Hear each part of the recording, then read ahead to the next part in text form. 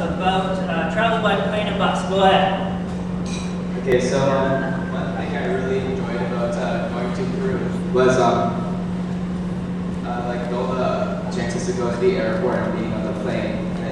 Like the first time I was on the plane, I was like really nervous. Like I was just the thoughts going through my head. Like I'm going like really far south. I'm going to Peru. Like that's a long ways away. So that was really nerve-wracking for me. So yeah, I just thought that was really fun. Going back is also really fun because like I finally get to go home. Traveling by bus was kind of tired. The buses were really dirty.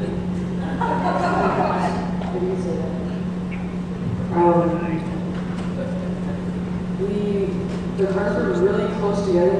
We could reach out to the side and touch the other buses out the window. So close together. And the exhaust, that's all you could smell in the room.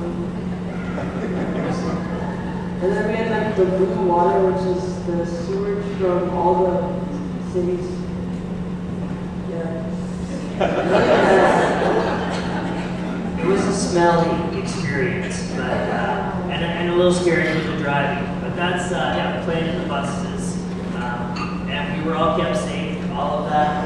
And the one event that you may have heard about too is the buses weren't in the greatest shape, and so the one night after being at the falls, our bus would not start, and so your kids actually learned how to bump start a 40,000-pound bus. It was pretty impressive. We all got behind it, and we pushed it, and it started. You don't know what a bump start is, ask kids at night. All right, thank you, Zach and Michael.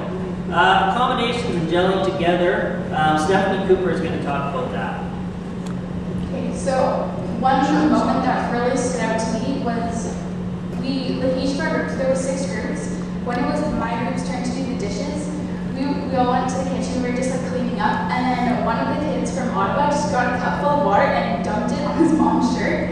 And it was really fun because we didn't really know each other yet. And then suddenly we were having this full of water fight in the kitchen, and we all got to know each other pretty good, like within 5 minutes. And we were all pretty soaked to the end, so yeah, that was pretty fun. There are some pictures. Do you have those pictures of the accommodations there? Just flash them up as they come along. That'd be great.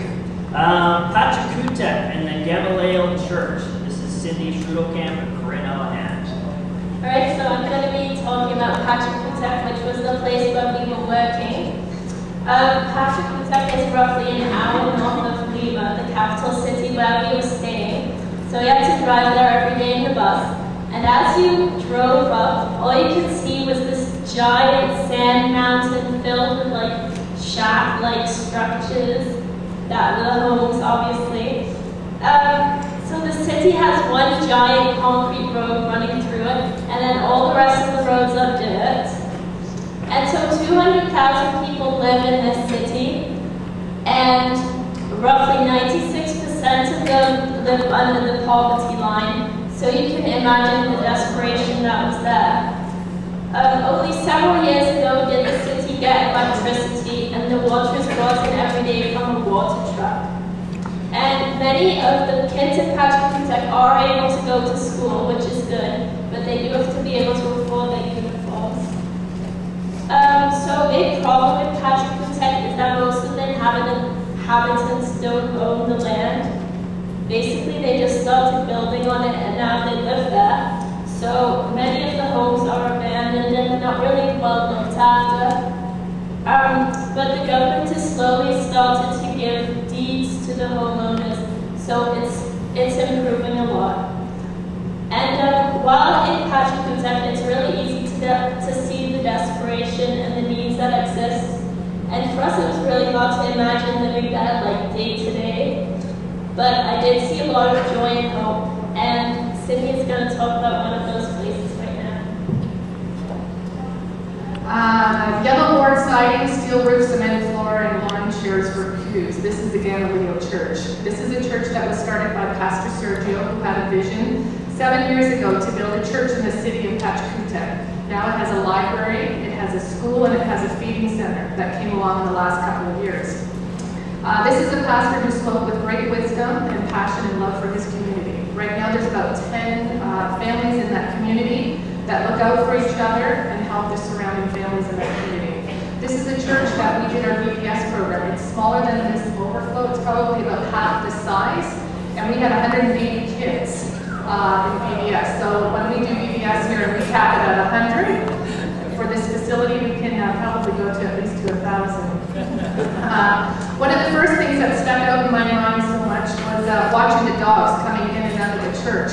They have free range and they would either be carried or all of a sudden you're sitting there with the kids doing Sunday school or VBS stuff and you have dogs walking right past you.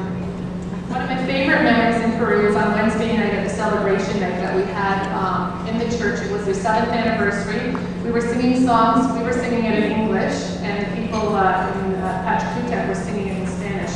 We were singing the song Trading My Sorrows and I thought the roof was going to fall off. It was so loud. It was great to see all of our kids singing and doing all the actions. And my highlight was watching the pastor getting blown away. This is probably, I don't know how old he is, 55, something like that. And just watching his smile, I honestly can say that I have not seen a person smile so big. He was clapping away, not to the beat or anything like that. He was just clapping. He thought he was going to the beat, but he really wasn't. I watched him a lot during the service. It was neat to see how happy and how blessed he was, and it just came right back to us.